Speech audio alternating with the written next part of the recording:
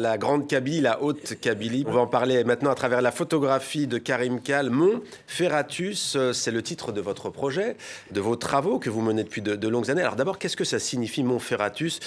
C'est du latin? C'est du latin, ça signifie montagne de fer. C'était Ce sont les Romains qui l'ont baptisé ainsi. absolument Les Djurdjura.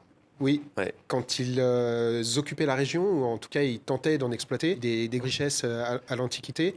Et c'est les débuts d'une dynamique de résistance des populations de Haute-Kabylie contre les tentatives de domination venues de l'extérieur. Et ça s'est enchaîné dans l'histoire. Et c'est un peu ce qui m'a amené à travailler sur ce territoire. C'est cet ADN de la résistance qui semble animer et être inscrit dans les gènes des habitants de cette région. Une région frondeuse, par définition, de résistance face au colonialisme notamment. Alors, je précise que vous êtes né à Genève en Suisse, que vous vivez en Haute-Savoie en France. Inutile de demander pourquoi vous vous intéressez à la Haute-Kabylie, mais tout de même, quel est votre rapport à cette région? Vous avez des liens familiaux? Mon grand-père est originaire d'Aït Yahya Moussa, dans la commune de Draïd Mizan. Donc, il est originaire d'un de ces villages de montagne. Ouais. Ces villages qui ont été féconds de grandes figures algériennes à travers l'histoire, notamment des grands guerriers lors de la guerre d'indépendance, aussi des grands auteurs.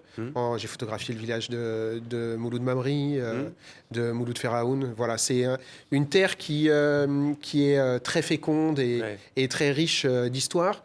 Et ce qui m'a intéressé, c'est que cette histoire, elle affleure dans le paysage, dans les ruelles des villages. On a des renvois à cette histoire plus ou moins récente. On vient de voir la commune d'Aït-Zmenzer, notamment, où vous êtes rendu. On va parler, on voit ces images de nuit, on va voir dans un instant pourquoi est-ce que vous travaillez essentiellement la nuit et de façon nocturne. Alors, c'est pas une quête autobiographique, hein, malgré, vous avez dit, vos racines dans votre famille. Qu'est-ce que vous avez voulu nous montrer de cette région, précisément, voulu transmettre? Alors, vous travaillez, je précise quand même, depuis 20 ans, on va dire, sur des bâtiments publics, des hôpitaux, des prisons notamment. Il y a quand même une résonance sociologique, anthropologique, éminemment. Là, sur la Grande Kabylie, qu'est-ce que vous avez voulu nous montrer? Alors, ce qui m'intéresse, et les sujets qui m'intéressent, ce sont en général des territoires ou des institutions, des lieux de vie qui sont traversés par des dynamiques de pouvoir assez puissantes, des tentatives de contrainte. Et je suis intéressé par la capacité des personnes à s'opposer à ces dynamiques de pouvoir.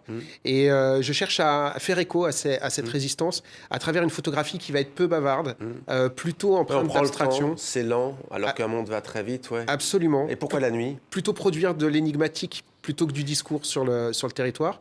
Alors la nuit me permet Avec votre lampe torche? Absolument, avec un flash.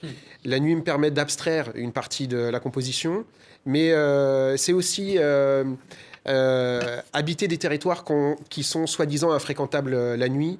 Donc la Kabylie a beaucoup souffert de la période des années 90, où c'était très compliqué de se balader et de traverser ces territoires. Et il y a eu une forme de banditisme qui s'est inscrite dans la continuité de cette époque. Il y avait les faux barrages qui étaient tant redoutés aussi. De cette décennie noire, absolument. Et l'idée d'y aller la nuit, c'est aussi de ramener des images d'un espace qui est peu habité, soi-disant peu habité la nuit. Et il fallait des figues de Barbarie à un moment donné, on les voit, je crois que vous les avez immortalisées, ces figues de Barbarie.